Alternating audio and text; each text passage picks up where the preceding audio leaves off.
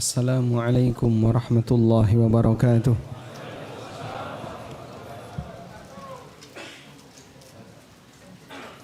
Alhamdulillahi rabbil alamin. Wassalatu wassalamu ala ashrafil mursalin Nabiyyina wa maulana Muhammadin wa ala alihi wa sahbihi ajma'in. Wa ashhadu an la ilaha illallah wahdahu la syarikalah wa ashhadu anna Muhammadan abduhu wa rasuluh. Salawatu rabbi wa salamu alaihi wa ala alihi wa ashabihi wa man sara ala nahjihi wa stanna bi sunnatihi ila yaumiddin. Alhamdulillah, kita bersyukur kepada Allah Ta'ala. Di kesempatan malam ini Allah berikan kita kesempatan untuk bisa kumpul bareng dalam rangka belajar. Semoga Allah jadikan forum ini sebagai forum yang barokah. Tidak lupa kita mengaturkan salawat dan salam untuk Nabi Agung Muhammad sallallahu alaihi wasallam atas perjuangan besar beliau dalam membimbing umat sehingga kita bisa merasakan betapa indahnya syariat Islam sampai detik ini. Dan kita mengucapkan jazakumullah khairan kepada Bapak Agus sekeluarga yang telah memberikan kita fasilitas untuk belajar bersama. Dalam sebuah majelis yang pesertanya itu banyak sekali. Yang mengisi orangnya buta. Tapi jamaahnya banyak. Ini masa silam, majelis tahdits, ya, majelis menyampaikan hadis. Datang seseorang yang dia peserta baru, sehingga dia tidak punya pengalaman tempat yang nyaman untuk ikut hadir dalam kajian syekh ini. Akhirnya dia cari, karena saking banyaknya peserta sehingga nggak dapat tempat kecuali harus berada di jauh. Tapi dia perhatikan, kayaknya di sebelah kiri syekh itu kosong. Akhirnya dia lewat, muter. Lalu orang ini duduk tepat di sebelah kiri syekh yang kosong tadi. Majelis dimulai. Selang sekian belas menit, brus, ternyata syekhnya meludah ke arah kiri. Orang tadi yang gak tahu posisi, dia yang keludahan. Sekian belas menit berikutnya meludah lagi, brus. Terus sampai seperti itu, selesai majelis orang itu basah kuyup. Masya Allah ya, insya Allah di sini aman ya. Jangan bergeser. Tapi seperti itulah semangat orang di masa silam. Sehingga meskipun barangkali dia kena resiko sedikit nggak nyaman, bahkan sampai diludahi oleh guru karena gurunya nggak tahu, beliau buta. Nabi beliau tidak bergeser. Nikmatnya ilmu menghilangkan rasa nggak nyamannya ketika dia sedang duduk belajar. Mungkin kaki kita nggak bisa selonjor, kesemutan, tempatnya terlalu padat, mau nyender keduluan yang masih muda, masya Allah. Ternyata juga nggak ada toleransi, mau geser gimana? Subhanallah, yang tua kan di tengah, yang muda di pinggir, masya Allah. Tapi dia tetap sabar, alhamdulillah dapat tempat. Yang penting pokoknya saya bisa belajar. Sebab ilmu itu nikmat, dan kenikmatan ketika dirasakan oleh batin sampai bisa meringankan beban fisik.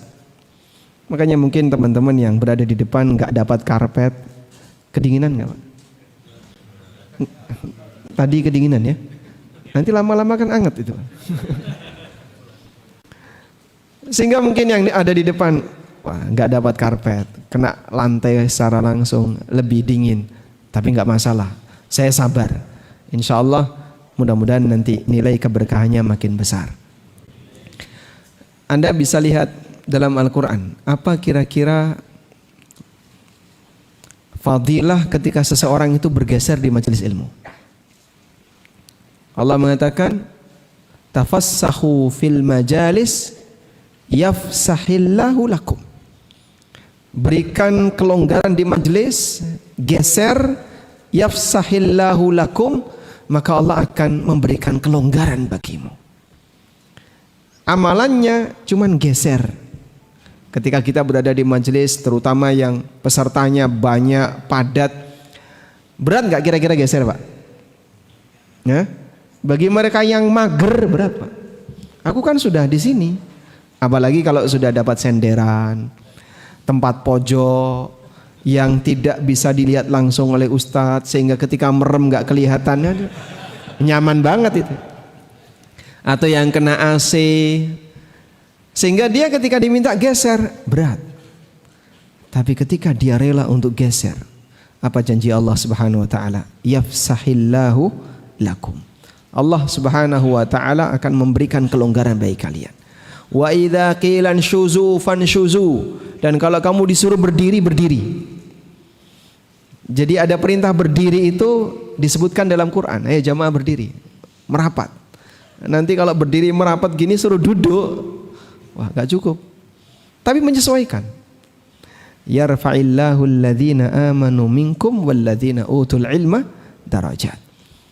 Allah mengangkat derajat orang-orang yang beriman di antara kalian dan derajat orang yang berilmu. Dan salah satu di antara ciri orang yang berilmu adalah dia beradab ketika di majelis. Dan orang itu akan dalam posisi memiliki adab ketika di majelis saat dia tawadhu. Manusia tawadhu suruh geser, geser. Suruh berdiri, berdiri. Suruh pulang, pulang. Suruh makan, makan. Kalau itu insya Allah lancar ya. Orang yang tawadhu dia tidak akan kesulitan ketika diminta apapun, nyaman. Itulah ciri orang yang tawadhu. Maka karena dia tawadhu, diangkat derajatnya oleh Allah Subhanahu wa taala. Wa ma tawadhu'a ahadun lillah illa rafa'ahu Allah. Tidak ada seorang pun yang tawadhu di hadapan Allah, tawadhu karena Allah, maka Allah Subhanahu wa taala akan mengangkat derajatnya. Alhamdulillah bagi teman-teman yang sudah lama belajar agama, dia tahu. Sehingga dia bukan model orang yang kaku, tapi dia menyesuaikan. Siapa saya sehingga saya harus tetap berada di sini. Kalaupun saya diminta geser, saya akan geser. Saya diminta untuk minggir, saya akan minggir. Saya diminta berdiri, saya akan berdiri. Itu bagian dari adab dalam bermajelis ilmu. Tayyib. Dan mudah-mudahan apa yang tadi dilakukan oleh Bapak Ibu sekalian yang mau merapat, mau memberikan kesempatan, karena kita semuanya punya kepentingan untuk sama-sama mendapatkan kebaikan di sini. Anda ngasih space bagi mereka yang ingin mendapatkan kebaikan, berbagi tempat untuk dapat kebaikan, maka dibalas oleh Allah Ta'ala.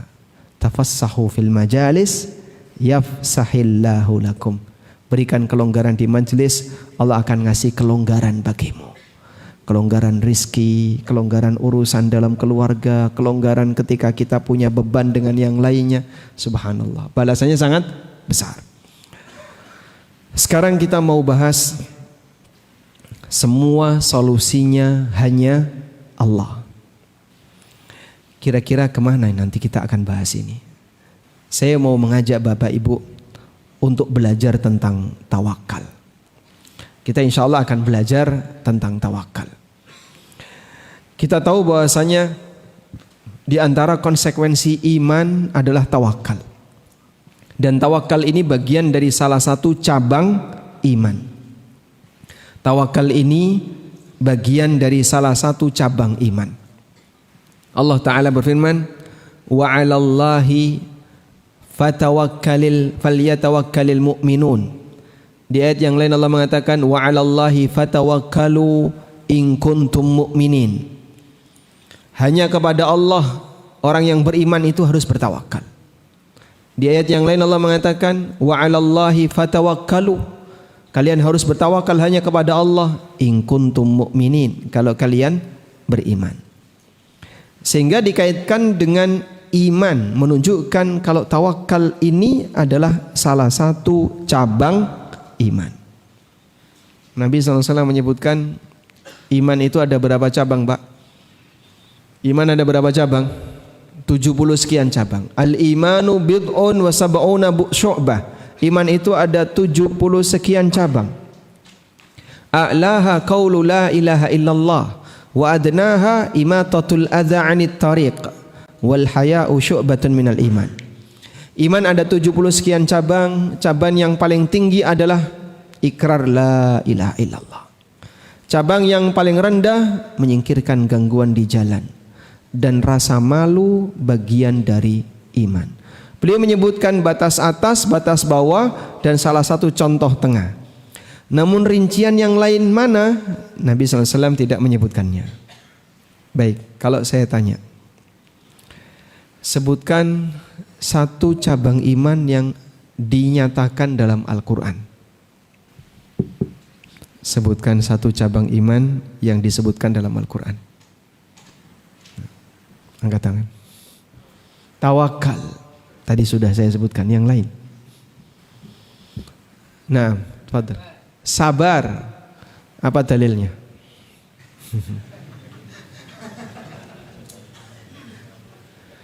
Apa dalilnya? Innallaha ma'as sabirin. Masyaallah. Dapat tadi apa Pak ya? Sabar bagian dari cabang iman.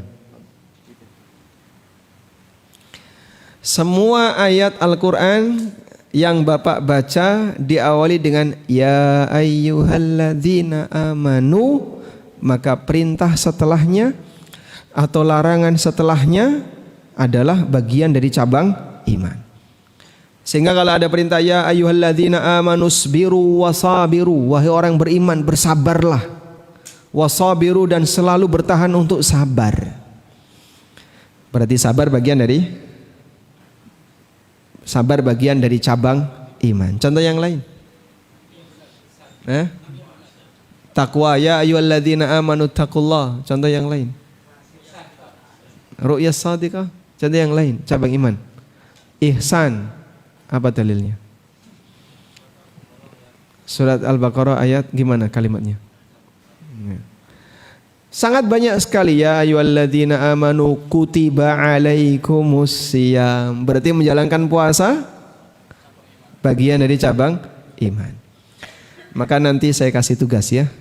Sebentar lagi kita akan berjumpa dengan bulan Ramadan, dan mungkin Anda akan khataman setahun sekali. Alhamdulillah, insyaallah. Di luar Ramadan kan enggak khataman kan?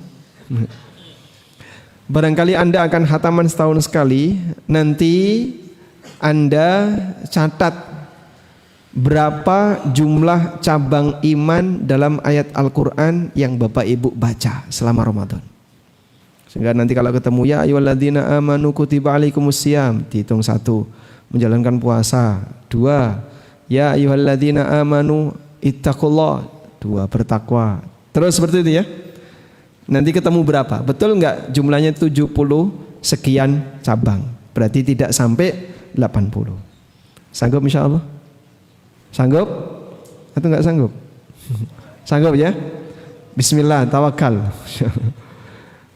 Sehingga nanti biar ketika membaca Quran sambil diiringi dengan perenungan. Jamaah yang online juga sama, saya kasih tugas yang sama. Syarat untuk nonton video ANB berikutnya. Kerjakan tugas ini. Jadi nanti bapak-bapak, teman-teman sambil membaca Al-Quran tadarus, ketemu ayat ya ayyuhalladzina amanu atau yang diiringi dengan in kuntum mu'minin, bapak catat. Itu bagian dari cabang iman. Baik. Dan tawakal salah satu di antara bagian dari iman. Apa dalilnya kalau tawakal salah satu bagian dari iman? Karena Nabi SAW menyebut tawakal sebagai bagian dari iman, dan pada ayat yang tadi kita baca Allah Subhanahu wa taala jadikan tawakal sebagai syarat iman. Wa 'alallahi fatawakkalu in kuntum mu'minin. Sa'id bin Jubair mengatakan, at-tawakkulu jima'ul iman. Tawakal itu poros iman. Karena seorang hamba ketika dia punya ketergantungan hati yang tinggi kepada Allah, hal yang dia pikirkan pertama kali saat dia punya masalah adalah Allah. Seorang hamba ketika dia punya ketergantungan yang tinggi kepada Allah, yang dia pikirkan pertama kali ketika dia punya masalah, Allah. Yang dia ingat pertama kali. Itu sama seperti misalnya Pak, ada orang yang punya penyakit tertentu, lalu dia minum obat. Hasil dari resep dokter, saat dia konsumsi itu badannya terasa nyaman. Nanti ketika penyakit itu berulang, yang dia cari apa? Obat ini. Datang lagi penyakit yang sama, yang dia cari obat ini.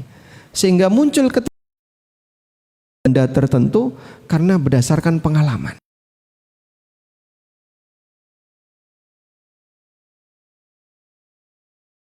Iman, kalau kau punya masalah apapun, yang kau harus ingat pertama kali adalah penciptamu, Allah Azza wa Jalla. Karena itulah seorang hamba yang dia memiliki tawakal kepada Allah, maka ketika dia punya masalah sehebat apapun, yang dia cari solusinya hanya satu, Allah Subhanahu wa taala. Dan sebenarnya tawakal semacam ini hakikatnya adalah anugerah dari Allah. Saya ulang, tawakal itu hakikatnya adalah anugerah dari Allah. Kenapa bisa disebut sebagai anugerah dari Allah? Karena tidak semua masalah yang kita miliki bisa kita selesaikan sendiri. Maka kita diajarkan tawakal agar hati kita bisa lebih tenang, lebih nyaman, tidak terbebani. Sebab orang kalau punya masalah tertentu cuman dipikirkan saja, selesai nggak masalahnya, Pak? Hah? Nggak bakalan selesai. Akhirnya pada saat dia hanya memikirkan masalah yang dia punya, lama-lama capek, stres pikirannya. Muncul masalah baru, yaitu dia kebebanan pikiran. Sebuah ilustrasi yang sederhana. Kira-kira gelas ini berapa beratnya? Ada setengah kilo? Anggaplah setengah kilo. Kalau saya mengangkat beban setengah kilo seperti ini, dalam waktu 5 menit saya masih kuat. Ketika saya angkat dalam waktu 1 jam, tangan saya mulai capek. Kebayang nggak ketika ini saya angkat selama 24 jam? Begitu saya lepas, tangan saya nggak bisa gerak. Akan sangat capek ini tangan. Sehingga lama-lama saya akan kecapean, padahal bebannya tidak bertambah. Hanya terlalu lama kita mengangkatnya. Bagaimana caranya agar Anda bisa lebih ringan? Lepaskan. Saat Anda lepaskan, beban itu akan lebih ringan. Anda tidak punya beban. Anda bisa beristirahat. Tapi kalau cuma dipegangi saja, dipegangi. Sampai berapa lama kau kuat pegang? Sehari saya masih kuat, 2 hari saya masih kuat. Ya sudah, setahun, nggak bakalan. Itulah gambaran sebuah masalah. Mungkin masalah itu tidak bertambah besar, tapi karena Anda selalu memikirkannya, Anda tidak akan pernah berhenti memikirkannya sehingga capeklah pikiran itu. Maka seorang hamba diajarkan bertawakal kepada Allah untuk agar dia bisa lebih ringan ketika dia punya masalah. Orang Jawa punya satu teori tawakal. Semeleh. Apa, Pak? Maksudnya apa semeleh? Pasrah. Saya sudah nggak bisa, saya sudah nggak sanggup. Ya sudah, saya pasrahkan kepada Allah Subhanahu wa taala. Terserah Allah mau bagaimana cara Allah Subhanahu wa taala menyelesaikannya. Saya sudah serahkan kepada Allah. Sehingga dia tidak akan kepikiran. Karena beban itu telah dia serahkan kepada Zat yang Maha Kuasa, yang bisa menyelesaikan seluruh masalah hambanya. Sementara kita adalah orang yang dhaif, yang lemah, penuh dengan keterbatasan, sehingga masalah yang kita miliki kita sendiri nggak bisa menyelesaikannya. Baik. Karena itulah seorang hamba yang bertawakal, hakikatnya dia menyerahkan beban dirinya kepada Zat yang Maha Kuasa, dan itu akan membuat hidupnya terasa lebih ringan.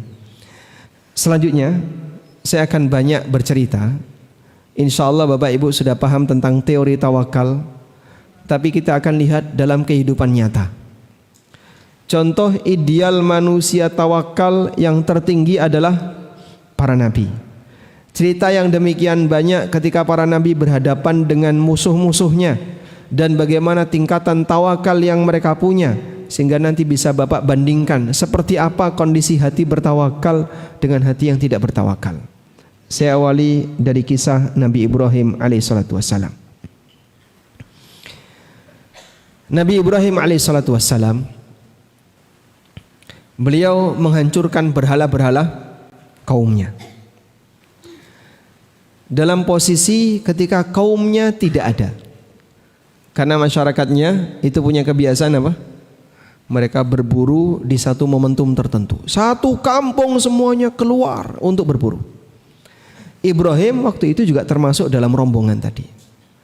Tapi beliau mengatakan kepada masyarakatnya yang sedang berangkat berburu, faqala inni sakim, aku sedang sakit, sehingga minta izin pulang. Maka pulanglah Ibrahim.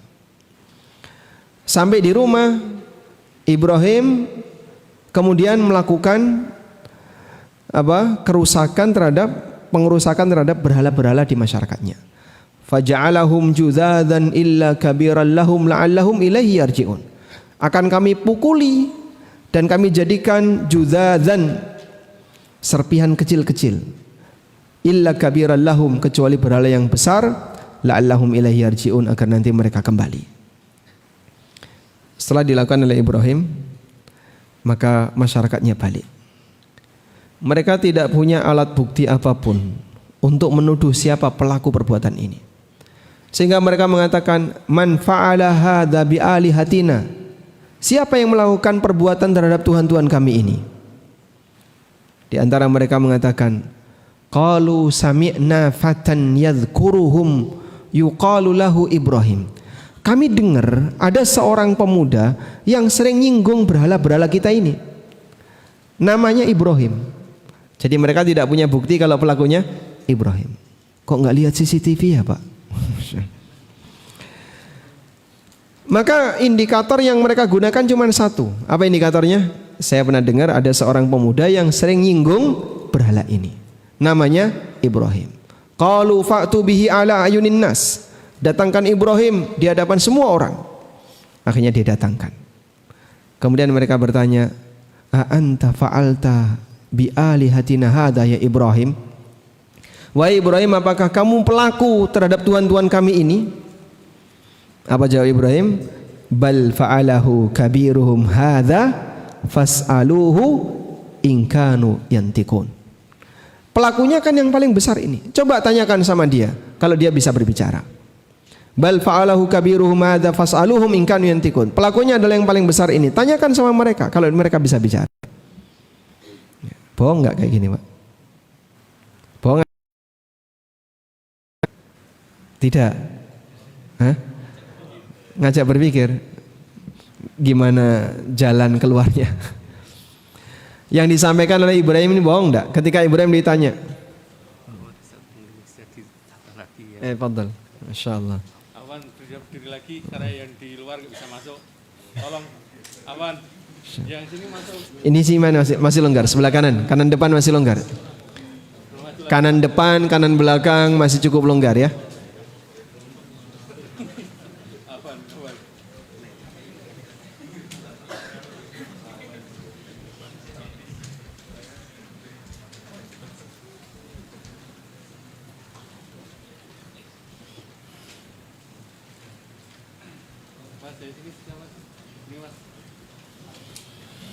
Yang muda teman, yang muda.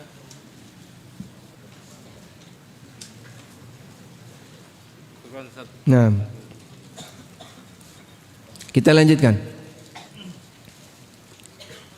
Pada titik terakhir ketika Ibrahim alaihissalatu wassalam ditanya sama mereka, a anta fa'alta hadza bi alihatina Ibrahim? Apakah kamu yang melakukan tindakan ini kepada Tuhan-Tuhan kami wahai Ibrahim? Jawab Ibrahim, bal fa'alahu kabirum hadza fas'aluhum in kanu yantikun. Pelakunya kan yang besar ini. Coba tanyakan sama mereka kalau mereka bisa bicara. Apakah ini termasuk bohong? Hah? Bohong atau tidak? Bukan berbohong, tapi apa namanya? Mengasah berpikir. Maksudnya gimana? Ini namanya tauriyah. Tauriyah itu menggunakan kalimat yang dipahami berbeda oleh lawan bicara. Jadi bahasa lainnya, kalimat ambigu punya beberapa kemungkinan makna agar dipahami berbeda oleh lawan bicara. Jadi maksud Ibrahim seperti ini. Coba tanyakan sama mereka. Kalau mereka bisa bicara, jika mereka bisa bicara berarti pelakunya mereka. Kalau mereka nggak bisa bicara berarti pelakunya bukan mereka. Paham? Sehingga sebenarnya bohong atau tidak? Namanya apa ini? Tauriyah. Ibrahim mengatakan, bal fa'alahu kabiruhum hadza. Pelakunya adalah yang besar ini. Fas'aluhum, coba tanyakan pada mereka, in kanu yantikun, kalau mereka bisa bicara. Berarti kalau mereka nggak bisa bicara, mereka bukan pelakunya. Itu sama seperti bapak misalnya pulang mancing, Masya Allah, karena sudah larut malam. Sampai rumah ditanya sama istrinya, dari mana pak? Masjid. Tanya sama masjid itu, kalau dia bisa ngomong. Berhubung masjidnya nggak bisa ngomong, berarti saya tidak dari masjid. Paham? Paham atau tidak? Wah, ini Ustadz kok ngajari kayak gini? Nggak ngajari kayak gitu, itu contoh ya. Baik. Faraja'u ila anfusihim faqalu innakum antumudz zalimun thumma nukisu ala ru'usihim laqad alimta ma haula'i yantikun. Ibrahim, kau kan sudah tahu kalau berhala ini nggak bisa bicara. Kau kan tahu kalau berhala ini nggak bisa bicara. Kenapa kami malah disuruh tanya sama berhala? Nah, itulah yang dipakai alasan oleh Ibrahim. Qala afata'buduna min dunillah ma la yanfa'ukum wa la yadurrukum. Bicara aja nggak bisa, ngomong aja nggak bisa, membela diri nggak bisa. Kenapa kalian sembah? Sampai pada titik terakhir, masyarakatnya Ibrahim ini kalah debat. Setelah mereka kalah debat, qalu harriku, mereka mengatakan, bakar Ibrahim, wansuru alihatakum, dan tolong Tuhan-Tuhan kalian. Kalau Bapak lihat ya, perdebatan dalam Al-Quran, tidak pernah ada ceritanya Pak, para nabi dan ahlul haq kalah debat, gak pernah ada. Mungkin mereka kalah kuasa, tapi mereka tidak pernah kalah hujah. Pemilik kebenaran mungkin saja kalah kuasa, tapi tidak pernah kalah hujah. Jadi kalau masalah debat, ahlul haq zahirin alal haq, mereka menang di atas kebenaran.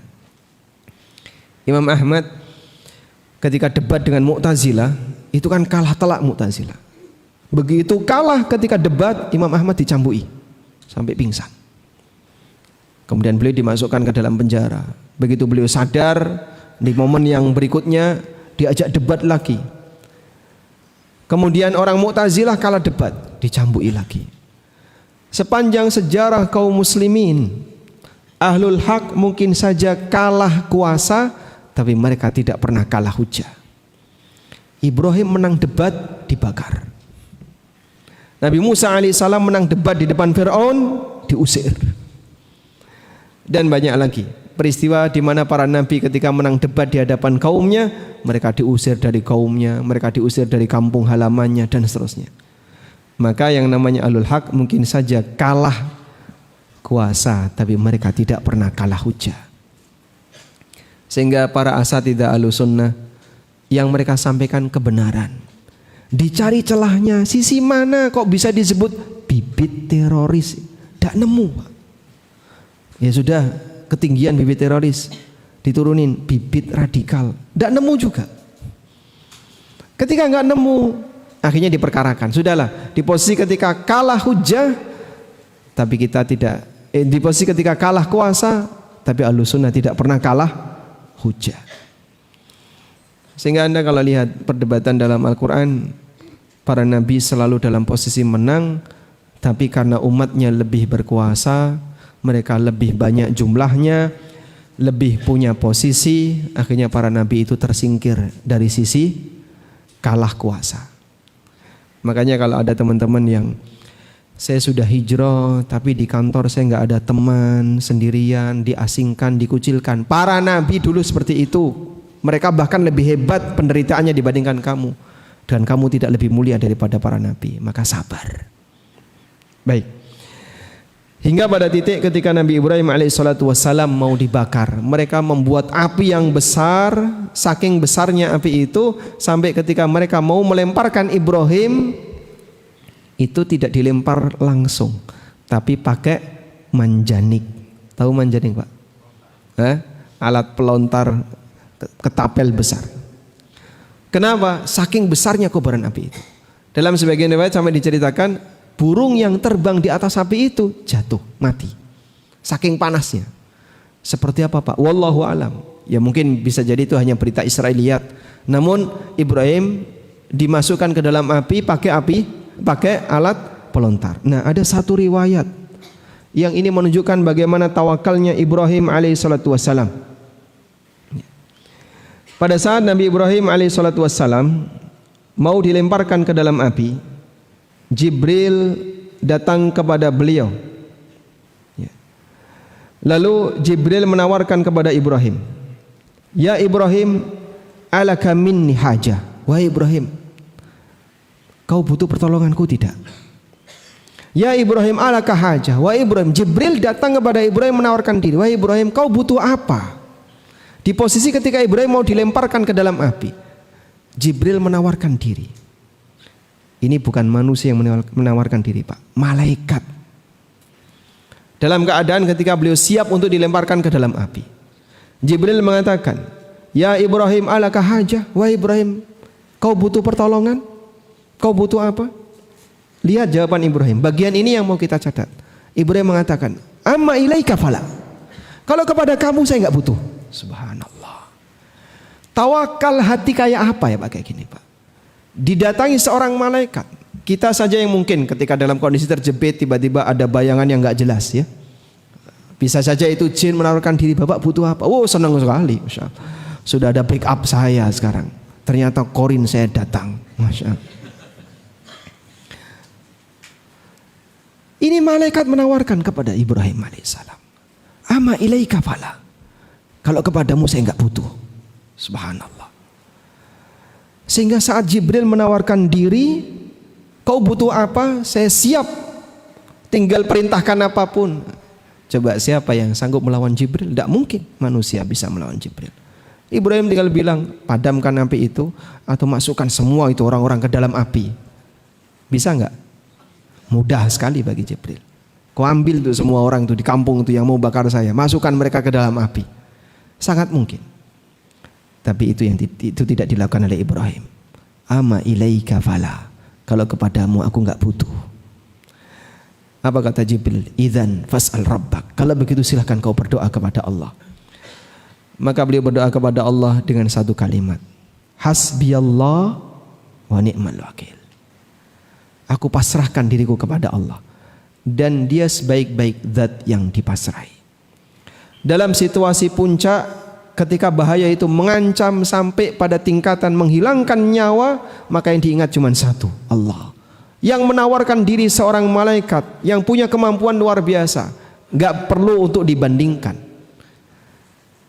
Tinggal andaikan itu terjadi, disentil aja mati semua itu. Tapi Ibrahim mengatakan, "Ama ilaika fala." Kalau kepadamu aku nggak butuh.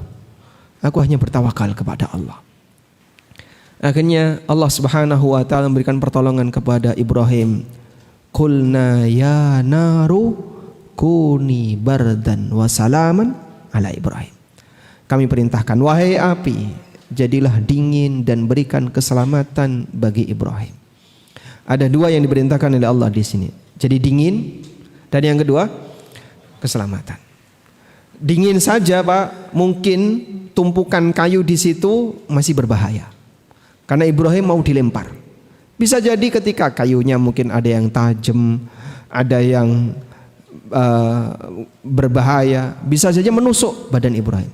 Tapi Allah Subhanahu wa taala jadikan kobaran api itu memberikan keselamatan bagi Ibrahim alaihissalam. Sebuah contoh bagaimana tawakal seorang hamba di posisi ketika dia dalam keadaan sangat terjepit, bala bantuan ada di hadapannya, dan itu bukan makhluk biasa, tapi beliau tetap bergantung kepada Sang Kuasa, Allah Azza wa Jalla. Cerita yang kedua, cerita ini mungkin sangat ma'ruf, Bapak Ibu barangkali sudah sering mendengarnya, tentang kisah Ibunda Hajar radhiyallahu anha. Manusia atau seorang wanita berhati yang lebih kuat dibandingkan baja.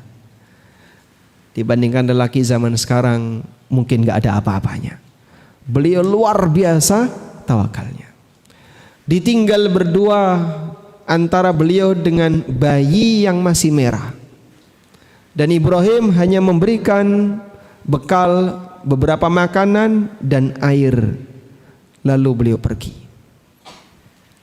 Sebagai seorang wanita yang normal ngejar suaminya. Apa kau tinggalkan kami di sini? Tanpa ada kehidupan apapun. Ibrahim diam saja. Tetap melanjutkan perjalanan.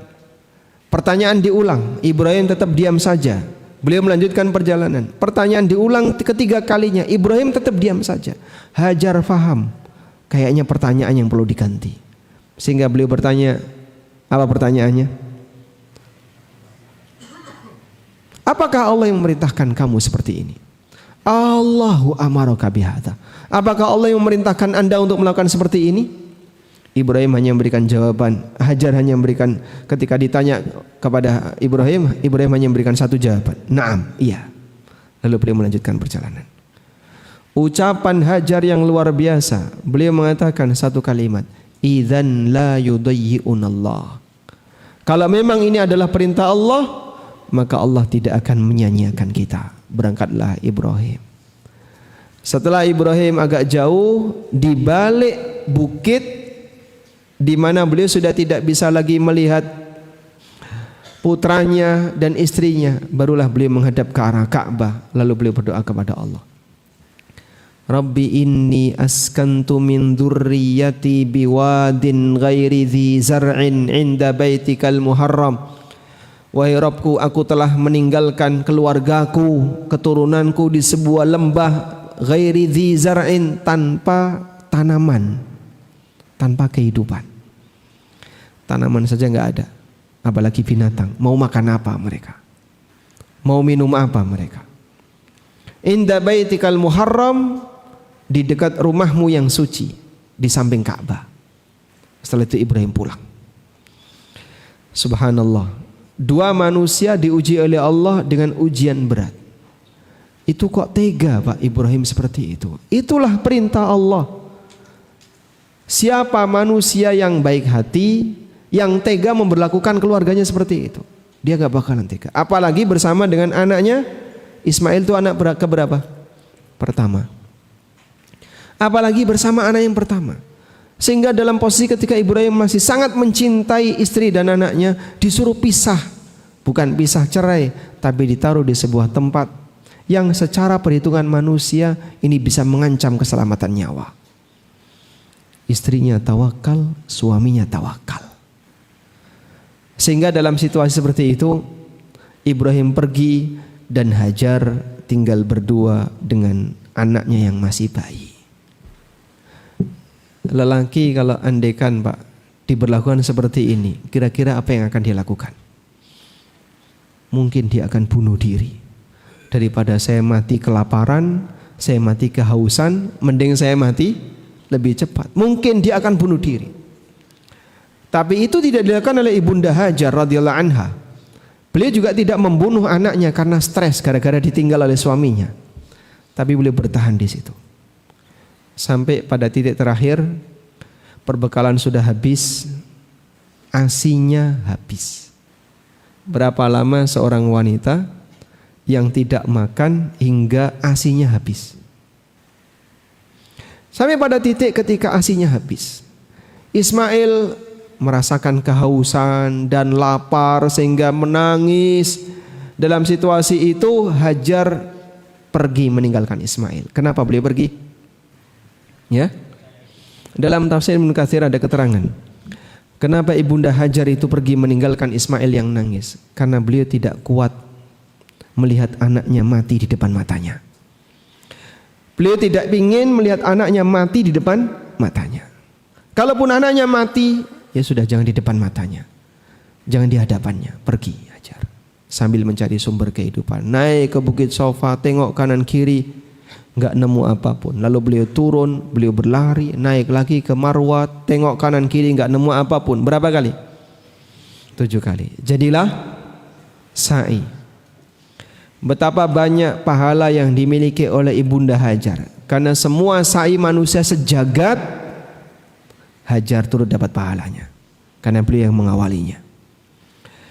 Sehingga sampai pada titik itu Allah Subhanahu wa ta'ala kemudian datangkan pertolongan, Allah kirim malaikat, lalu malaikat menendang tanah yang ada di dekat Ka'bah, kurang lebih jaraknya berapa? 21 atau 23 meter dari Ka'bah.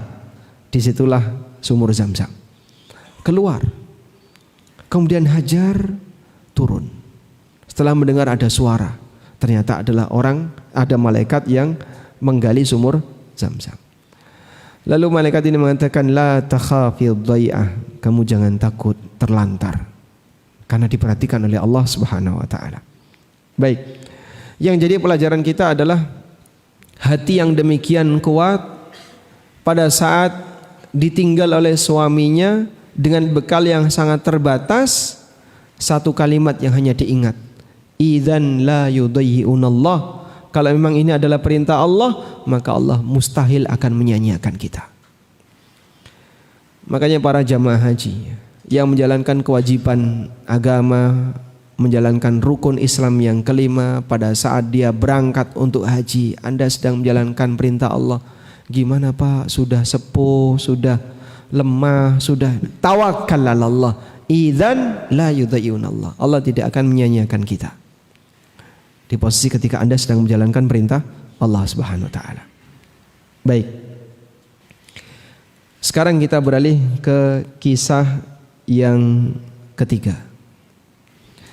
Cerita ketiga dialami oleh Nabi Musa bersama kaumnya. Nabi Musa alaihissalam ingin menyelamatkan Bani Israel dari penjajahan Fir'aun. Maka setelah Musa berusaha untuk menyadarkan Fir'aun dan berikut orang-orang Mesir, yang masuk Islam sangat terbatas.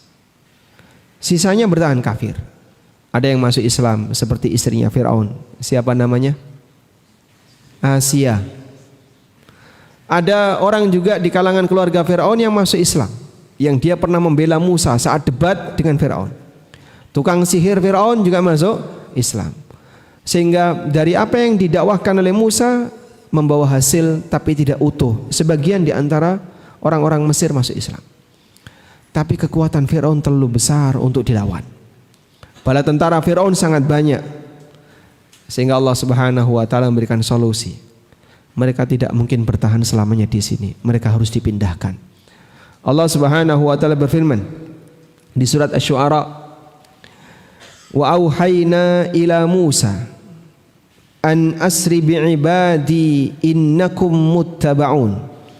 Kami wahyukan kepada Musa, berangkatkan hambaku di waktu malam, karena kalian akan dikejar. Fa arsala fir'aunu fil madaini hasyirin. Lalu Fir'aun mengumpulkan pasukannya dari berbagai macam daerah, fil madain, dari berbagai macam daerah. Peleton sana, mungkin apa? Cabang sana, semuanya kumpulin jadi satu. Pasukannya dikumpulkan semuanya. Lalu sama-sama mengejar Bani Israel yang tadi keluar dari kota Mesir ke arah mana? Ke arah timur. Inna haula'i lasyirzimatun qalilun. Maka para pasukan ini dengan sangat sombong mengatakan, Bani Israel itu sedikit jumlahnya, kita ganyang semuanya. Wa innahum lana laghaizun, mereka telah bikin kita murka. Wa inna lajami'un hadirun, kita sudah memberikan peringatan bagi mereka. Baik. Lalu Allah katakan di sini, fa akhrajnahum min jannati wa uyun wa kunuzin wa maqamin karim kadzalika wa awrathnaha Bani Israel. Kami keluarkan Fir'aun dan bala tentaranya itu dari kebun-kebun dan mata air dan harta perbendaraan serta posisi kerajaan yang tinggi. Mereka ada yang jadi raja, mereka ada yang jadi menteri, semuanya dikeluarkan oleh Allah. Maksudnya gimana? Ketika Allah Ta'ala membinasakan Fir'aun, Allah tidak membinasakan dengan cara istananya dibuat ambruk atau ditenggelamkan ke dalam bumi atau diserang banjir atau gempa bumi, tidak. Tapi yang dilakukan oleh Allah Ta'ala adalah lelakinya dikeluarkan terus ditenggelamkan di lautan. Sehingga Mesir hanya tertinggal perempuan, orang lemah, anak-anak, dan harta. Al jaza'u min jinsil amal. Balasan sejenis dengan amal. Dulu waktu Firaun berkuasa, Bani Israel disembelih yang laki-laki. Yudzabbihuna abna'ahum wa yastahyuna nisa'ahum. Anak laki-laki disembelih, yang perempuan dibiarkan hidup. Maka dibalas oleh Allah setelah Musa alaihissalam jadi nabi, laki-lakinya Firaun dimatikan, perempuannya dipertahankan, istananya dipertahankan, sehingga kekayaan Mesir tetap bertahan. Hanya saja yang laki-lakinya dikeluarkan, mereka yang ditenggelamkan. Wa makaru wa makarallah wallahu khairul makirin. Mereka membuat konspirasi dan Allah balas, dan Allah lebih baik ketika membalas konspirasi para hambanya. Makanya di ayat ini Allah mengatakan fa akhrajnahum min jannatin wa uyun. Kami keluarkan mereka dari kebun-kebun dan mata air, wa kunuzin wa maqamin karim, harta perbendaraan serta tempat yang mulia. Dikeluarkan mereka dari situ. Untuk selanjutnya nanti akan dibinasakan oleh Allah Subhanahu wa taala. Baik. Cerita lengkapnya bagaimana? Kita akan dengarkan adzan Isya terlebih dahulu. Wassallallahu ala nabiyyina Muhammadin wa ala alihi wa sahbihi wasallam.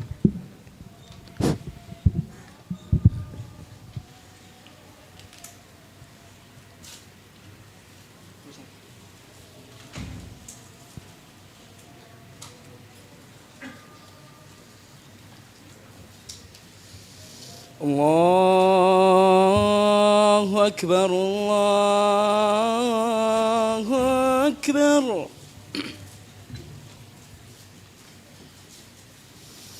Allahu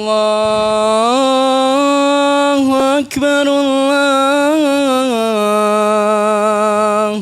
Akbar.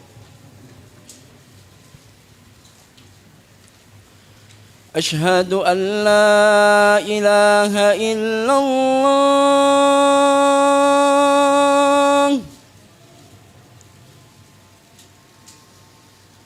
أشهد أن لا إله إلا الله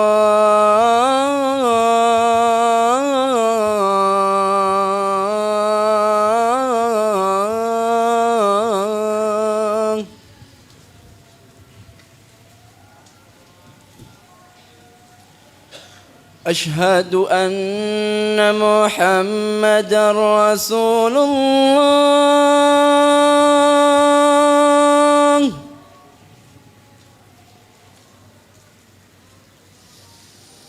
أشهد أن محمدا رسول الله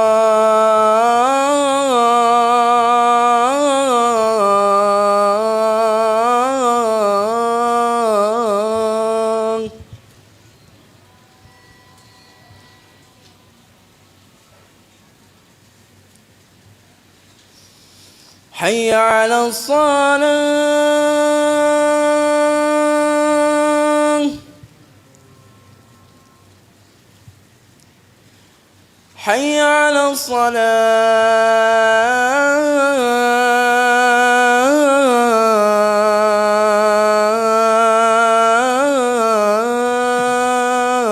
الصلاة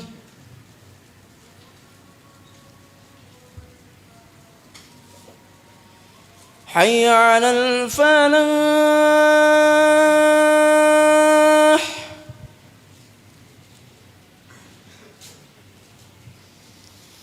حي على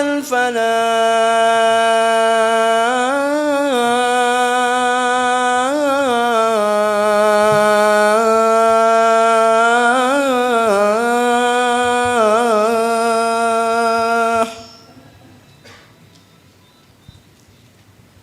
الله أكبر الله أكبر لا إله إلا الله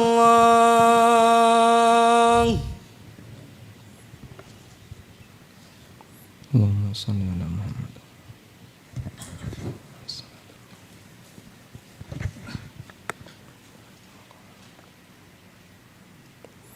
Alhamdulillah wassalatu wassalamu ala Rasulillah wa ala alihi wa sahbihi wa mawala. Allah Subhanahu wa taala berfirman, fa akhrajnahum min jannatin wa uyun wa kunuzin wa maqamin karim kadzalika wa awrathnaha bani Israil. Kami keluarkan mereka dari kebun-kebun, maksudnya adalah dari negeri Mesir yang penuh dengan kebun, banyak mata air di sana. Wa kunuzin, dan harta perbendaraan, yaitu istana yang mereka miliki, wa maqamin karim, dan posisi yang mereka punya. Sehingga Fir'aun dalam hal ini dia mengambil sikap bodoh. Ketika dia melihat Bani Israel sudah selamat, tapi dia punya emosi yang lebih, sehingga dia ingin tetap mengejar. Andai kan Fir'aun itu balik, Pak, dia tetap jadi raja. Tapi dia nggak balik. Gimana yang dia lakukan? Tetap ngejar. Disitulah Allah Subhanahu wa taala menutup kecerdasan seseorang dengan emosinya. Sehingga emosi yang besar itu membuat dia mengambil sikap dan keputusan yang bodoh. Seluruh pasukannya masuk ke tengah lautan, lalu Allah Subhanahu wa taala menutupnya. Tenggelam semuanya. Andaikan begitu dia sampai di tepi laut, ternyata Bani Israel sudah berhasil, sementara dia belum masuk ke dalam lautan yang dibelah tadi, terus dia mundur balik ke Mesir, masih bisa menikmati kerajaannya, masih bisa jadi raja, masih bisa menikmati kekayaannya, tapi dia tetap nekat maju, mati semuanya. Fa'atba'uhum musyrikin. Kemudian Allah Subhanahu wa taala mengatakan, ketika Bani Israel sudah keluar dari Mesir, mereka mengikuti Bani Israel ke arah timur. Berarti gerakannya ke mana? Ke arah timur. Nah, pada saat mereka ke arah timur, Bani Israel tertahan di tepi Laut Merah. Dari arah barat pasukan Fir'aun datang. Falamma tara al-jam'an, maka dua pasukan saling melihat. Pasukan Musa melihat ke arah Bani Israel, pasukan Bani Israel melihat ke arah pasukan Fir'aun melihat ke arah Bani Israel. Sehingga saling melihat.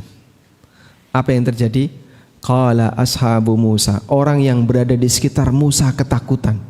Lalu mereka mengatakan, inna lamudrakun, kita pasti ketangkap. Mau lari kemana? Depan lautan, belakang pasukan bersenjata. Maju mati, mundur mati.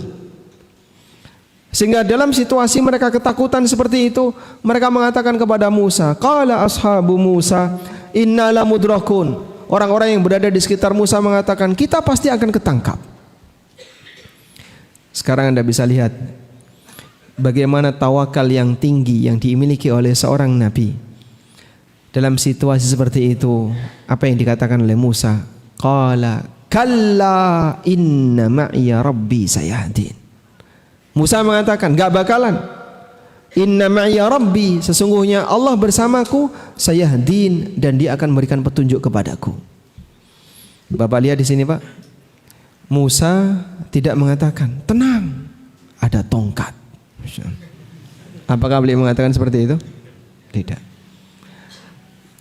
Tawakal beliau bukan ke tongkat, ketergantungan beliau bukan kepada benda, tapi tawakal dan ketergantungan beliau kepada Allah Ta'ala yang Maha Kuasa. Sehingga dalam situasi yang demikian terdesak, ditambah lagi dengan ketakutan yang dialami oleh sekitarnya. Takut itu menular nggak, Pak? Takut itu menular. Sebagaimana berani juga menular.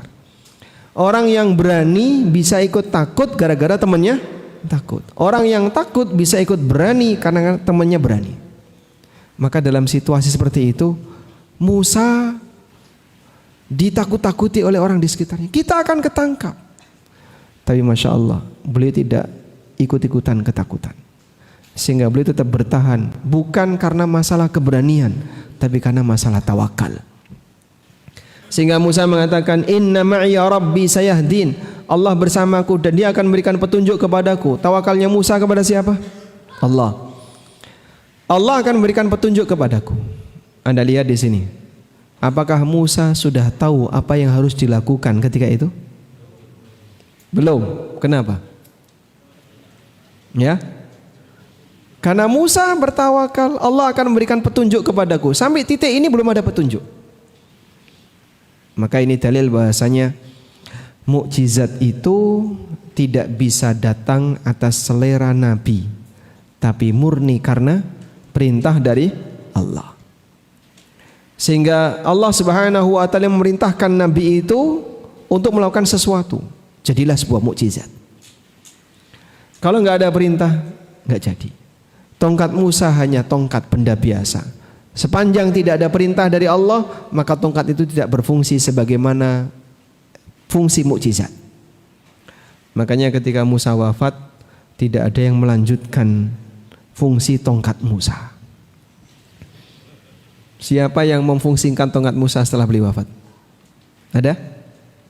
Ada enggak nabi yang melanjutkan dakwahnya Musa setelah Musa wafat? Siapa? Bukan Nabi Harun. Harun meninggal sebelum Musa. Nabi Isa, jauh sekali. Sebelum Isa masih banyak nabi. Nabi siapa? Yusha bin Nun. Nabi Yusha bin Nun ini kan yang mendampingi Musa ketika mencari Khidir, yang diceritakan di surat Al-Kahfi. Beliau Yusha bin Nun ini yang melanjutkan dakwahnya Musa pasca Musa wafat. Tapi tidak ada ceritanya Nabi Yusha bin Nun kemudian memanfaatkan tongkat Musa untuk melanjutkan mukjizat Musa. Karena mukjizat para nabi itu berhenti sejak nabinya meninggal, kecuali satu nabi, Nabi Muhammad SAW, melalui mukjizat apa? Al-Quran. Baik. Sehingga dalam situasi seperti ini Musa alaihissalam hanya bisa bertawakal kepada Allah. Allah bersamaku dan Allah akan berikan petunjuk kepadaku. Fa'auhayna ila Musa anidrib bi'asakal hajar anidrib bi'asakal bahar. Maka kami wahyukan kepada Musa, pukulkan tongkatmu ke arah lautan, fanfalaqa, maka lautan itu terbelah, fakana kullu firqin kataudil azim, belahan itu seperti gunung yang tinggi. Jadi Pak, air ini enggak hilang ke laut yang lain, tidak, tapi air ini ngumpul ke atas. Sehingga seperti at-taud artinya gunung, seperti gunung yang tinggi, al-azim. Ini ada jalan. Dan itulah yang dilewati oleh Bani Israel. Wa azlafna thammal akharin wa anjayna Musa wa man ma'ahu ajma'in. Lalu kami tenggelamkan kaum yang lain di tempat itu. Dikejar sama orang-orang sombong tadi yang mereka bilang innahum lasyirzimatun qalilun. Bani Israel cuma sedikit orang yang kita ganyang semuanya. Akhirnya mereka mati semuanya. Laki-lakinya dikeluarkan oleh Allah, sementara istananya utuh, kekayaannya utuh, banyak wanita di situ juga masih utuh, orang-orang lemah ada di situ. Mesir kosong dari orang kuat laki-laki. Semuanya ikut dalam pasukan yang mengejar Bani Israel, tenggelam semuanya, mati. Makanya dalam sebagian riwayat disebutkan bahwasanya setelah Fir'aun ditenggelamkan, Allah perintahkan kepada Nabi Yusha bin Nun untuk balik ke Mesir. Tapi balik muter ke arah jauh ya, ke utara, kan ada sambung dulu ya. Kemudian mengambil perbendaharaan harta yang dimiliki oleh Fir'aun. Sehingga tidak ada perlawanan yang berarti. Karena yang dihadapi wanita, anak-anak, orang-orang lemah. Akhirnya mereka berhasil membawa kekayaan Bani Israel berupa emas dan seterusnya. Itulah yang menjadi alasan kenapa Bani Israel punya kekayaan emas yang banyak. Hasil dari mengambil hartanya Firaun, hartanya orang Mesir. Sampai bisa jadi patung pedet. Ya, patung pedet Pak. Yang dibuat oleh siapa? As-Samiri. Itu kan urunan emas-emas yang dimiliki oleh Bani Israel dikumpulin semuanya. Lalu kemudian dilebur, jadilah patung anak sapi. Emas sebanyak itu Pak, dari mana Pak? Yaitu dari hasil mereka mengambil yang dimiliki oleh kekayaan yang dimiliki oleh Firaun. Baik. Namun di sini yang ingin kita jadikan sebagai dalil tentang bagaimana tawakalnya Musa. Di saat semua orang ketakutan, Musa punya satu prinsip. Apa tadi? Inna ma'iya rabbi sayahdin. Allah bersamaku dan dia akan berikan petunjuk kepadaku. Baik. Cerita yang terakhir yang dialami oleh Nabi Muhammad sallallahu alaihi wasallam. Sebagai manusia yang paling tinggi derajatnya, beliau juga orang yang ahli tawakal. Dan tawakalnya Nabi sallallahu alaihi wasallam tawakal yang sangat tinggi, sebagaimana yang dialami oleh para nabi pendahulunya. Coba kita lihat kisah yang disebutkan oleh sahabat Jabir bin Abdullah. Sahabat Jabir bin Abdullah radhiyallahu anhu pernah menceritakan, dan hadis ini sahih diriwayatkan oleh Bukhari Muslim. Kunna ma'an Nabi sallallahu alaihi wasallam bi dzatir riqa. Kami pernah bersama Nabi sallallahu alaihi wasallam dalam peristiwa Dzatur Riqa. Perang Dzatur Riqa itu perang ke arah timur, ke arah Najd. Fa idza ataina ala syajaratin dalilatin taraknaha lin Nabi sallallahu alaihi wasallam. Hingga ketika kami tiba di sebuah wilayah tertentu, ada sebuah pohon rindang. Ada sebuah pohon rindang. Lalu kami persilahkan Nabi sallallahu alaihi wasallam untuk istirahat di bawah pohon rindang itu. Kemudian semua sahabat menyingkir agar tidak mengganggu beliau, biar beliau istirahat sendirian. Karena kalau ada orang di sekitarnya nanti mungkin ngobrol, ya, sehingga ganggu istirahat beliau. Maka beliau berada di pohon rindang itu dan para sahabat yang lain menyingkir. Faja'a rajulun minal musyrikin wa sayfun nabi sallallahu alaihi wasallam mu'allakun bisyajarah. Nabi SAW ketika istirahat, pedang beliau digantung di atas pohon. Lalu beliau istirahat di bawah. Tiba-tiba datang orang musyrik. Fakhtaratahu faqala takhafuni. Kemudian orang musyrik itu menghunuskan pedangnya, diacungkan ke arah Nabi SAW. Lalu dia bilang, kau takut kepadaku? Qala la. Nabi SAW mengatakan, tidak. Dalam situasi senjatanya ada di atas, tergantung. Dan orang ini sudah siap, senjatanya terbuka, sehingga tinggal diayun sebentar mungkin akan melukai badan Nabi sallallahu alaihi wasallam. Takhafuni, kau takut kepadaku? Nabi sallallahu alaihi wasallam dengan tegas mengatakan, enggak takut. Qala faman yamna'uka minni? Siapa yang akan menahanmu dari seranganku? Qala Allah. Nabi sallallahu alaihi wasallam mengatakan, Allah. Fatahaddada ashabu Nabi sallallahu alaihi wasallam. Maka seluruh sahabat semuanya langsung siaga. Nah, gimana? Dalam posisi agak jauh ya. Karena mereka tadi meninggalkan Rasulullah sallallahu alaihi wasallam sendirian di bawah pohon. Tiba-tiba datang serangan mendadak orang musyrik mengacungkan senjatanya ke arah Rasulullah sallallahu alaihi wasallam. Kemudian Nabi SAW ketika ditanya sama orang ini, faman yamna'uka minni? Siapa yang akan menghalangimu dari seranganku? Nabi SAW mengatakan, Allah. Yang akan menghalangi adalah Allah.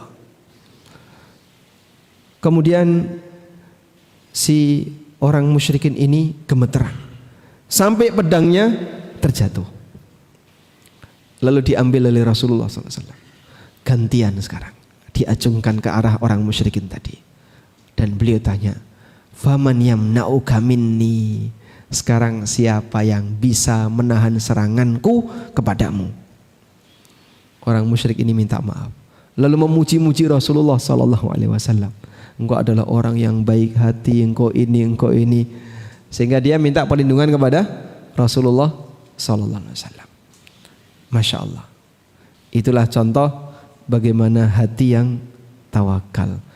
Ketergantungan pertama yang dia sebut pada saat dalam kondisi terjepit, nama yang dia sebut adalah Allah. Karena hanya Allah yang bisa memberikan solusi bagi para hamba.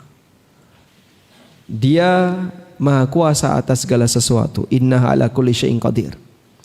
Dan karena itulah ketika Bapak Ibu sedang mengalami masalah, mungkin kita tidak bisa sama seperti mereka. Tawakal kita seperti Nabi, tidak mungkin.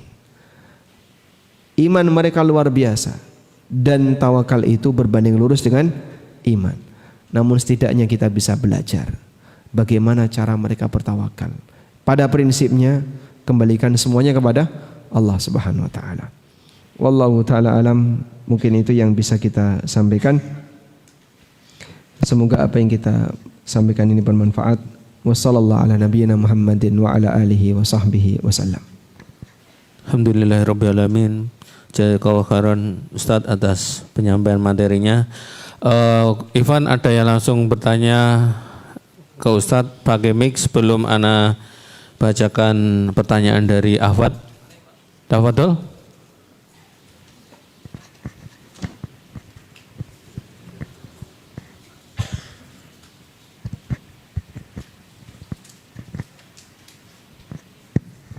Bismillah. Bismillah. Safwan Ustadz, saya baru hijrah ke Islam Akidah Al-Sunnah sekitar 1 tahun Ustadz. Bekerja di mana? Saya baru hijrah ke Maharat Salaf Akidah Al-Sunnah itu sekitar 1 tahun kurang lebih. Saya minta dan Ustadz Ami ini salah satu Ustadz pertama yang saya jadikan referensi ketika melihat kajian di YouTube. Mungkin minta kiat-kiat Ustadz agar tetap istiqomah di atas akidah Al-Sunnah ini. Syukron, jazakallahu khair. Tolong doakan saya biar saya istiqomah ya. Dan tolong doakan biar saya diselamatkan dari fitnah yang berat di akhir zaman, dan juga bagi para ikhwah yang lain. Semoga doa Anda mustajab. Tayyib. Selalu jaga keterkaitan kita dengan kegiatan belajar. Insya Allah dengan kita mendengar Al-Quran dan hadis dibacakan tahap demi tahap, di saat itulah kita bisa memperbaiki diri kita.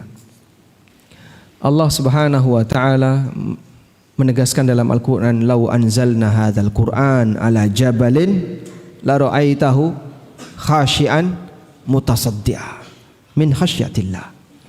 Andaikan Quran ini diturunkan oleh Allah ke atas gunung, Allah turunkan Quran kepada gunung, la ra'aitahu khashian mutasaddi'a, maka kau lihat dia akan tunduk dan hancur min khasyatillah, karena takut kepada Allah. Hati kita tidak lebih keras dibandingkan batu gunung. Sehingga bisakah Quran itu membuat hati seorang hamba yang keras kepala, banyak durhaka, sering maksiat, untuk bisa menjadi hati yang lembut dan baik? Kalau gunung saja bisa, hati manusia bisa. Maka berusahalah untuk mendekat kepada Al-Quran dan hadis Nabi SAW. Semoga hati kita bisa menjadi hati yang lebih lembut, hati yang baik. Dan aktivitas manusia sangat dipengaruhi oleh hatinya. Nah, bagaimana cara menempatkan tawakal dengan menjalani sebab? Sebatas mana kita boleh menjalani sebab agar masih masuk dalam koridor tawakal? Hamba ketika ingin mendapatkan akibat, maka jalurnya harus melalui sebab. Itulah bagian dari hikmah Allah. Saya ulangi ya. Ini kalau kurang perhatian nanti bisa salah paham. Seorang hamba ketika mau mendapatkan akibat, maka dia harus menjalani sebab, dan itulah bagian dari hikmah Allah. Maka orang kalau ingin mendapatkan penghasilan, dia kerja. Ingin dapat ilmu, belajar. Ingin punya anak, jalur nikah dan kawin. Ingin ini, ingin sembuh, dia berobat dan seterusnya. Satu-satunya zat yang bisa menciptakan akibat tanpa sebab hanya Allah. Innama amruhu idza arada syai'an ayyaqula lahu kun fayakun. Ketetapan Allah ketika Allah menghendaki sesuatu, Allah tinggal berfirman kun, maka jadilah. Sementara kita tidak bisa seperti itu. Sehingga kalau misalnya, Pak, saya pengen pinter agama, tapi dengan cara minum sisa minuman Pak Agus atau minum sisa minuman Pak Budi, atau minum sisa minuman Pak Adi, bisa nggak? Nggak bisa. Loh, kok kamu pengennya seperti itu? Ya saya pengen instan. kamu tidak punya kekuatan kun fayakun. Jadilah langsung pinter celing, tidak ada ceritanya. Sehingga manusia ini ketika mau melakukan sesuatu harus melalui proses. Karena dia tidak punya kemampuan untuk menciptakan akibat, yang bisa menciptakan akibat hanya Allah. Maka manusia harus menjalani sebab. Oleh karena itulah menempuh sebab untuk mendapatkan akibat tidak bertentangan dengan tawakal. Tawakal itu berkaitan dengan pasrah terkait hasil. Sedangkan menempuh sebab ini adalah bagian dari upaya yang dilakukan oleh manusia untuk menempuh hasil. Bukti kalau dia tidak bisa menciptakan dengan sendirinya, maka dia berproses. Dan itulah hikmah Allah. Karena itu kenapa perdukunan termasuk di antara perbuatan syirik? Karena dia bertentangan dengan hikmah. Sehingga misalnya batu ini punya kekuatan bisa menyembuhkan. Kau harus yakin, apa hubungannya? Dimasukkan ke dalam air kemudian diaduk, maka nanti bisa menyembuhkan. Apa hubungannya batu ini dengan bisa menyembuhkan? Nah, ketika itu tidak ada hubungannya, maka keyakinan perdukunan kenapa masuk syirik? Sebab dia punya ideologi, keyakinan tertentu menjadikan sebuah sebab yang itu bukan sebab. Menjadikan sebuah sebab padahal itu bukan sebab. Paham ya? Baik. Nabi SAW membuat permisalan kenapa mengambil sebab itu tidak termasuk di antara bentuk bertentangan dengan tawakal. Ketika beliau menjelaskan tentang tawakalnya burung. Lau tawakkaltum haqqat tawakkuli. Kalau kalian tawakal dengan serius, la razaqakum kama yurzaqut thair, maka Allah akan berikan rezeki kepada kalian sebagaimana burung du khimasan wa taruhu bitana, berangkat dalam kondisi tembolok kosong, begitu pulang dalam keadaan tembolok penuh. Itulah burung. Burung yang disebut Nabi SAW sebagai contoh makhluk tawakal, diam saja di sarang atau dia terbang? Ya? Ngapain? Mager atau gerak? Dia terbang. Dia cari makan. Pulang temboloknya penuh. Demikianlah kondisi burung. Maka kita juga diajarkan seperti itu. Kalau kau ingin sesuatu, lakukan sebab. Hasil serahkan kepada Allah. Baik, sehingga mencari sebab tidak bertentangan dengan tawakal. Wallahu a'lam. Bismillah, ana bacakan pertanyaan yang tertulis. Ustadz izin bertanya, apa yang harus saya lakukan jika anak saya tidak melaksanakan sholat karena sedang berselisih dengan orang tuanya? Anak saya sudah dewasa, belum apa ini? Belum nikah, tidak mau bekerja atau mencari nafkah. Saya sudah mengingatkan setiap waktu sholat tiba untuk segera untuk sholat, tetapi tetap tidak mau mengerjakan sholat. Padahal tadinya anak tersebut rajin sholat. Barakallahu fikum Ustaz. Baik. Memang terkadang Allah berikan ujian bagi hamba datang dari keluarganya. Mungkin dia secara ekonomi aman, sumber pendapatan tersedia, tapi di posisi tertentu dia diuji oleh Allah dengan anaknya, pasangan hidupnya, tetangganya, saudaranya, dan seterusnya. Dan semua orang punya ujian, walaupun tingkatannya berbeda-beda. Maka barangkali anak Anda, jika Anda jadikan ini sebagai ujian hidup Anda, banyaklah bertawakal kepada Allah dan berdoa kepada Allah agar Allah memperbaikinya. Allah Subhanahu wa taala mengatakan dalam Al-Qur'an, "Wa ja'alna ba'dakum li ba'din fitnah atasbirun." Kami jadikan sebagian kalian sumber fitnah bagi yang lain sejauh mana kalian bersabar.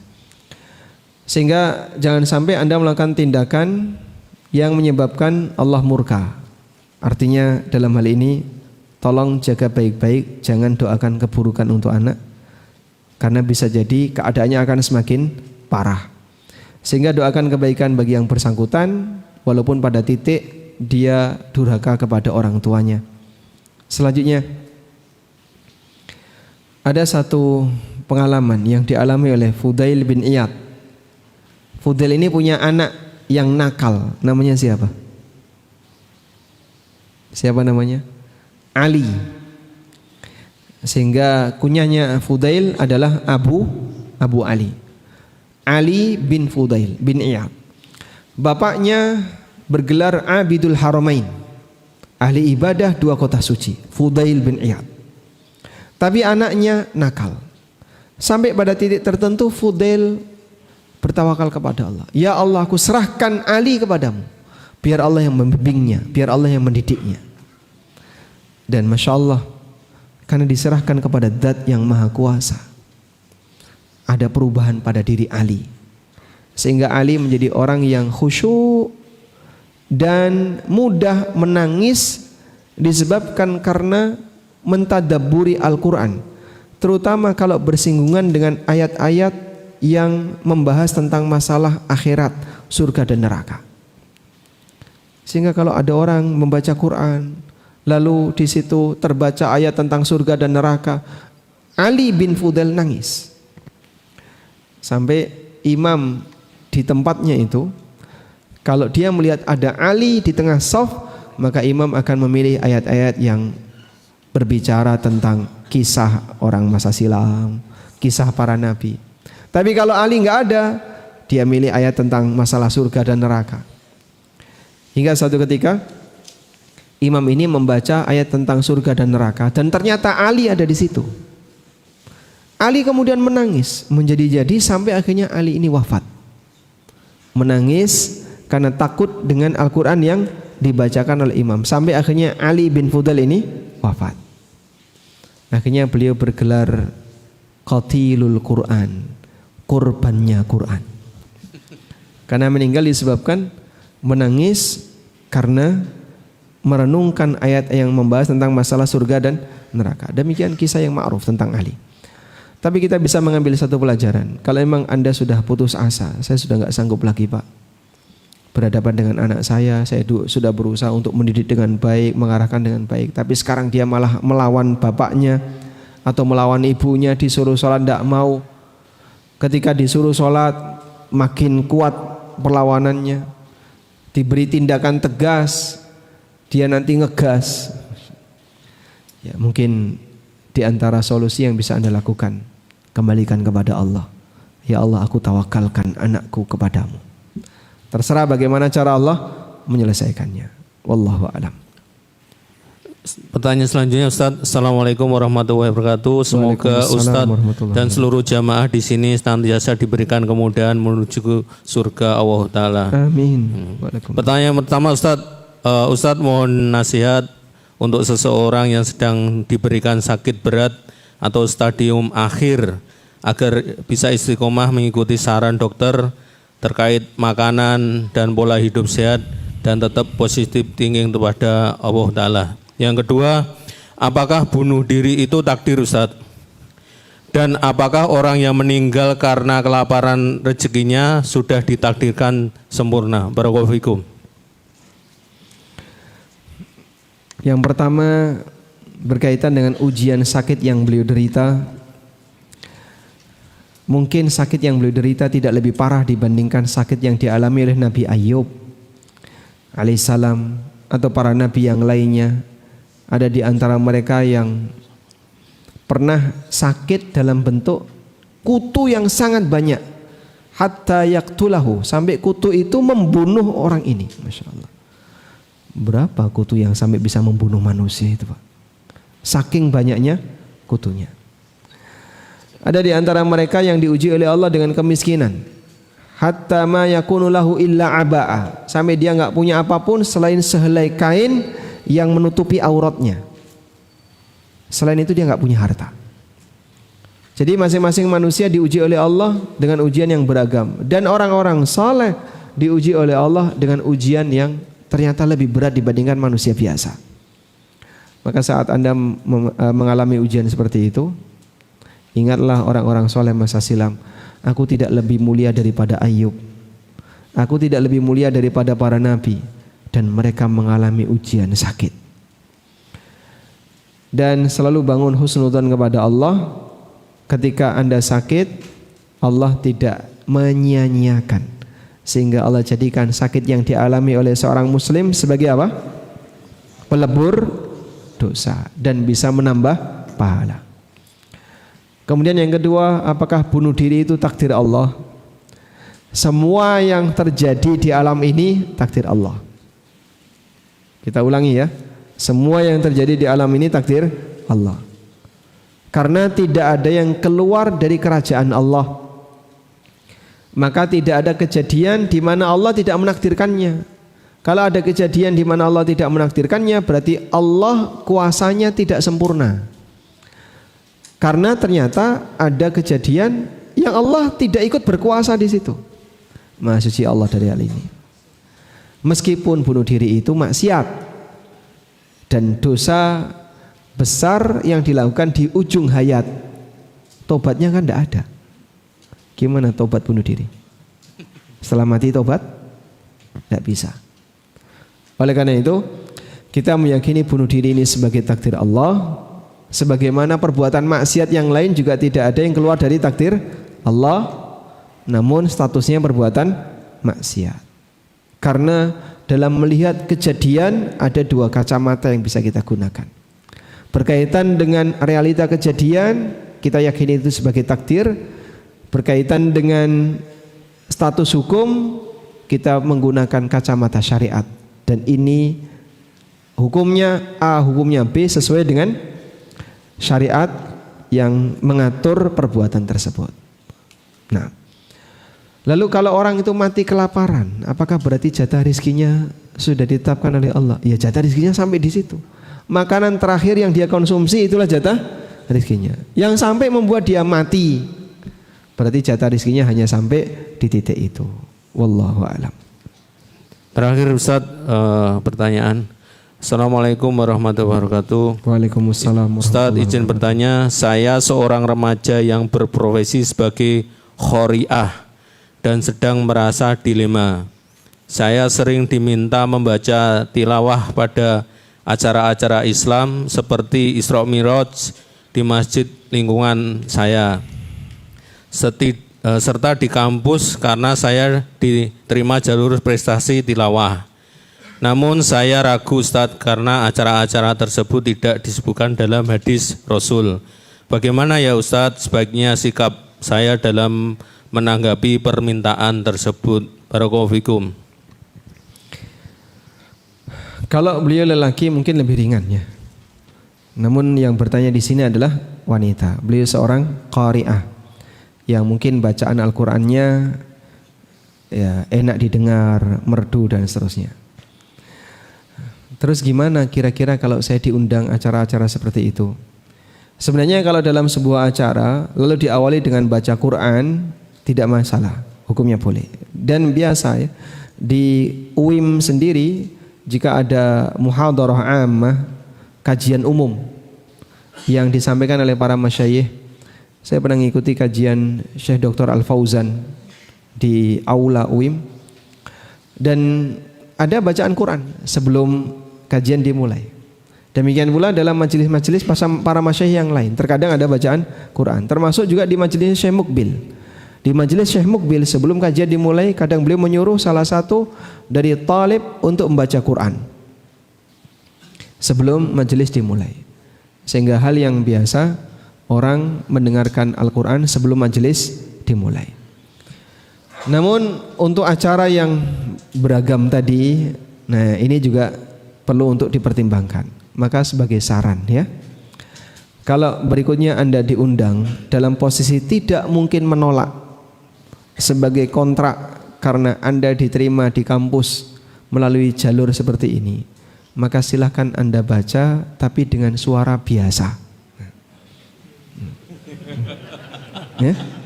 Suara biasa itu gimana? Ya mungkin tidak sesuai dengan, saya nggak ngerti ya, ada langgam bayati atau jawabul jawab, ada apa lagi? Nahrawan dan seterusnya. Itu nggak pernah ada dalam syariat agama ini itu hanya muncul dari seni bersuara. Jadi jangan dianggap bahwasanya ini bagian dari syariat Islam, karena Nabi SAW tidak membaca seperti itu. Bacaan Al-Quran yang direkomendasikan oleh Rasulullah SAW, bacaannya siapa? Ada yang tahu? Bacaan Abdullah bin Mas'ud. Beliau mengatakan, man sarrahu ayyaqra al-Qur'ana haddan kama unzil falyaqra bi qiraati ibni ummi abad. Siapa yang ingin membaca Quran seger seperti baru saja diturunkan, tiru bacaannya Abdullah bin Mas'ud, ibnu ummi abad, Abdullah bin Mas'ud. Kayak apa Pak suaranya Abdullah bin Mas'ud? Ya wallahu alam, nggak ada rekamannya. Tapi bukan seperti yang pakai tamtid ya, dipanjangkan ya, terlalu berlebihan. Sehingga yang sederhana saja. Jadi Anda baca yang sederhana. Uji coba ya, besok diundang lagi atau tidak. Kalau mereka kecewa, loh bacaanmu kok seperti ini? Ada perubahan, Masya Allah. Yang penting kan teksnya tidak berubah makna kan? Justru seperti itu yang dituntunkan. Sehingga baca biasa saja. Misalnya seperti gaya imam Masjidil Haram atau imam Masjid Nabawi, sehingga landai biasa, tidak terlalu tinggi rendah, tidak. Wallahu a'lam. Baik, mungkin itu yang bisa kita sampaikan. Semoga Allah Subhanahu wa taala memberikan keberkahan bagi setiap usaha yang kita lakukan untuk meniti hidayah, dan semoga Allah limpahkan kepada kita jalan hidayah dan istiqamah. Wassallallahu ala nabiyyina Muhammadin wa ala alihi wa sahbihi wasallam. Wa akhiru da'wana alhamdulillahi rabbil alamin. Wassalamualaikum warahmatullahi wabarakatuh.